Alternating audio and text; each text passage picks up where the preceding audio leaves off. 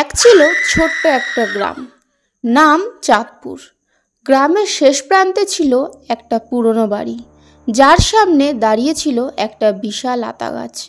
সেই গাছে থাকতো একজোড়া তোতা পাখি। সারাদিন তারা কিচিরমিচির করত, কিন্তু সন্ধ্যা নামতেই গাছটা কেমন যেন চুপচাপ হয়ে যেত।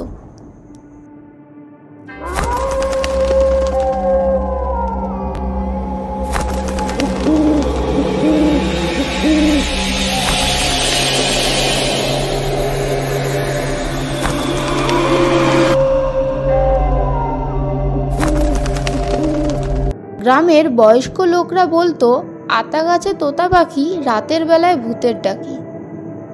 কেউ বিশ্বাস করত, আবার কেউ হাসত।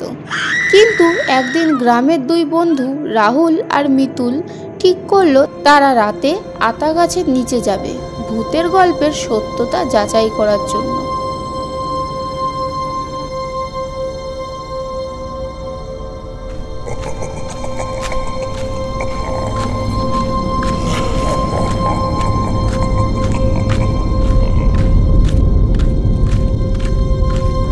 রাত 12টার সময় তারা গিয়ে দাঁড়ালো গাছটার নিচে।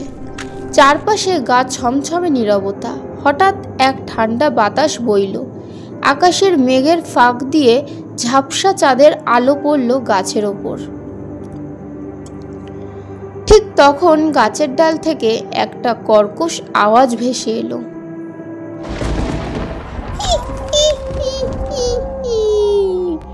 এত রাতে কে এখানে? আমার তোতা পাখি দে, না হলে তোদের ঘাড় মোটকে খাবো।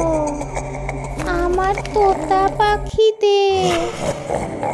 রাহুল আর মিতুল কাঁপতে কাঁপতে তাকিয়ে দেখলো তোতা পাখি দুটো নেই, কিন্তু গাছের এক মোটা ডালে একটা সাদা ধূসর ছায়া দুলছে। তার চোখ দুটো আগুনের মতন জ্বলছে। দুজনেই ভয়ে দৌড়ে পালালো।